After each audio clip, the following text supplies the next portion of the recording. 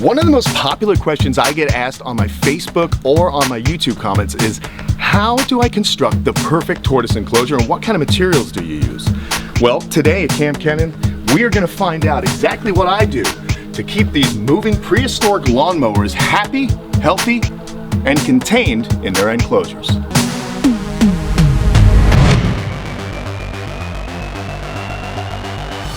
There are two things I've loved most in this life: bikes and reptiles.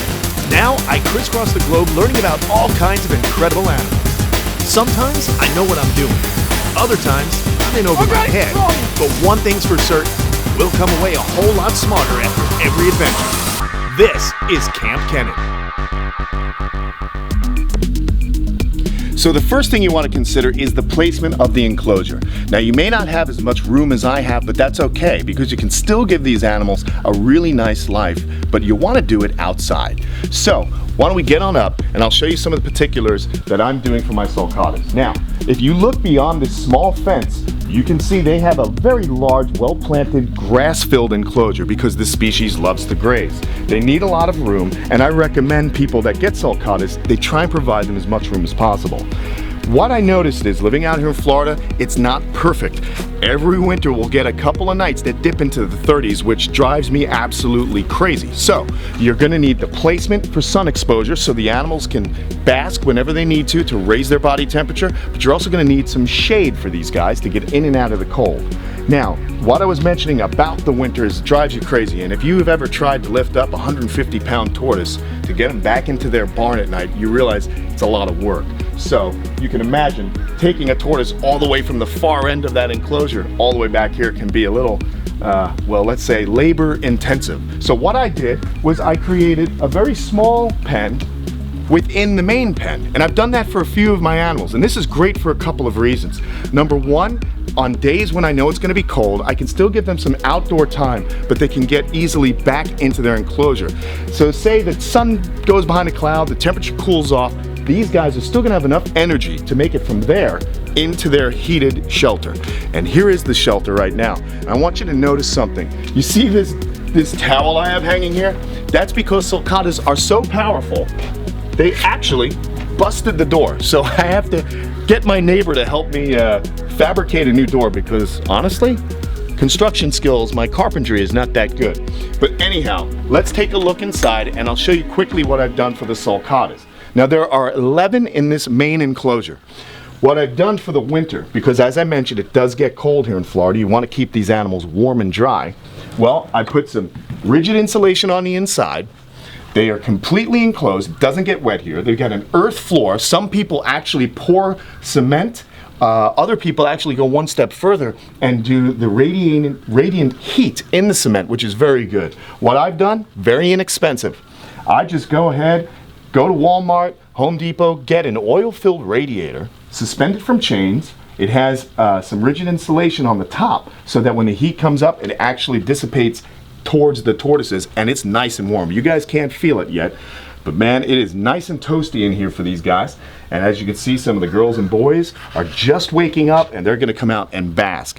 Another thing I wanna talk to you about is the materials I use for the fence. That's one of the biggest questions. Kenan, our sulcata is going through our chain link fence. Yes, it is, because if a tortoise can see through something, it's gonna try and get through something. So what I do, this is kind of a pretty cool thing I figured out. Use Facebook, guys. If your neighborhood has a Facebook page, people throw away so much good stuff. Now, I'm lucky I live in kind of an equestrian or horse area, right? So I just said, you know what? I asked if anybody was throwing away any old fencing or board, and sure enough, a great neighbor was actually getting rid of some board that's just fantastic for tortoises. Check this out. Come on and crouch down here. So what I did, with tortoises, obviously, we don't need to go too high. Sulcatas do not climb. So I just take the two 6-inch boards. You can go to Home Depot and buy these new. They're about $8 a board and they come in 16-foot lengths. What I did was I put my posts in, then I dig a small trench that's about 1.5 feet. I put board in the ground and then build up that way. This has been the best way for me to do it because I noticed that the tortoises will start to dig, but they get they kind of get uninterested as they see the board goes down. So they stop digging after a while. Then you just nail the board in. And I actually ripped the board in half just to create a little bit more. I was running out of boards, so I ripped the boards and I just put a little gap and an area up top. But as you can see, the tortoises cannot see through it, so they're not trying to get through it. They're more interested in the other areas of the pen. The only thing they like to do here is lay their eggs, which is helpful for me because they lay at the perimeter. Now, the other great thing about doing a smaller enclosure like this for some inclement weather, or if you know a female is going to be laying eggs, is now they're contained, it's going to be easier to find the eggs. Come on over here, I want to show you something else about the sulcatas, and then we're going to move on. So this was kind of an older idea I had, and you can see this was horse fencing or no climb fence. And you can see, look at it, this is like the toughest fence they make, but you can see how bent in and almost destroyed. The tortoises will eventually go through this. So what I did on the outside is I took reclaimed concrete. These are just sidewalk that's been broken up, and I created that visual barrier. And now I don't have any problems with these guys trying to get out. And it's easy for Max to get up and out too. Let's go and see what I've done for the leopard tortoises and the stars. They have a bit of a more unique design.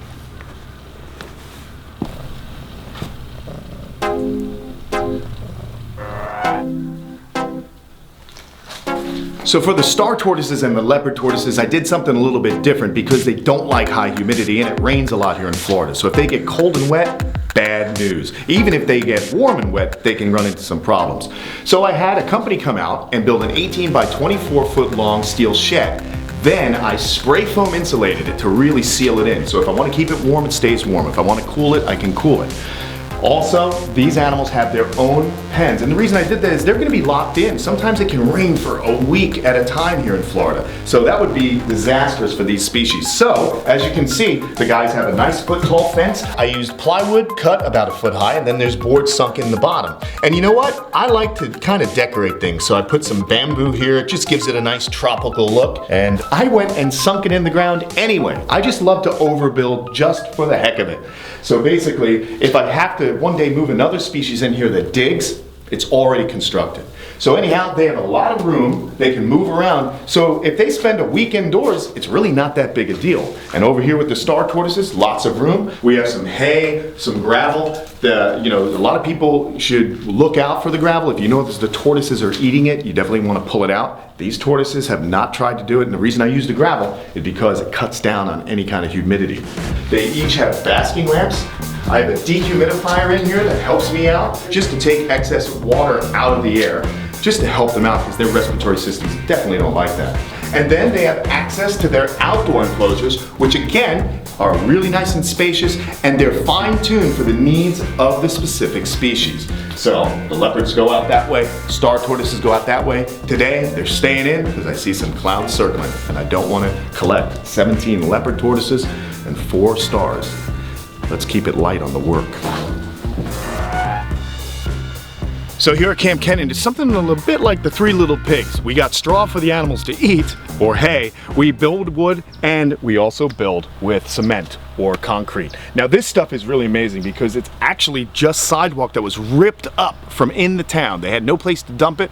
My buddy, Mark Collette, who you've met in season 1 of episode 1 when we built the Galapagos Tortoise water bowl, well, he brought it here and dumped it, and let me tell you, there were a couple of dump trucks, a 30-foot long, 6-foot tall pile of what I thought was rubble. Well, Mark comes with a backhoe.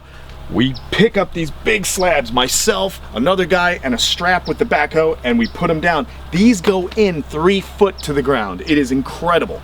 These are going to last as long as the tortoises are. So I really like this, and it's kind of funny. It looks a little bit like Fred Flintstone's house, you know, a modern Stone Age family. But it was a free material. You can do the same thing. Just look around, go to construction sites, see if they're throwing things away, because hey, you can even break this into smaller pieces and use it as the barrier to keep the animals from digging out. Get creative. You can color it. Great free material. Took us a month to do the entire property from entrance to entrance when we were making this enclosure. Again, I mentioned Mark Collette from Artistic Stone. You remember season 1, episode 1 and 2, we built this out of the same material, put the concrete over it. Go back and check that out. But I want to just point out the final thing for the Galapagos tortoises here. Now remember, they're a big, powerful animal, and they can push through a lot. That's why we're using cement here, and was also available. This is their bunker. It's more of the same stuff. It was just basically, we took a sledgehammer so you get a good workout, you bang it up, put it into little bricks, you stack them, and we put 2 big slabs on here, and then if we go inside, you can see it's been spray foam insulated, and it's got a heating element in there to keep the animals nice and warm. Eventually, however, I'm gonna need to make a bigger one because 3 Darwins are not gonna fit in this. Nostradamus and Socrates is still growing. So there you have it, folks. I want you to go out there and experiment. If you have any questions, leave them in the comments below.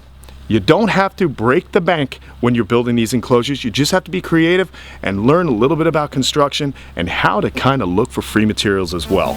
So that's it. Please join me again next week. But in the interim, go ahead and check out Kamp Kenan on Instagram, Facebook. Of course, subscribe to the YouTube channel. And I want to invite you to check out the all-new KampKenan.com. Thanks so much for hanging out with me today. I hope it's helped. See ya.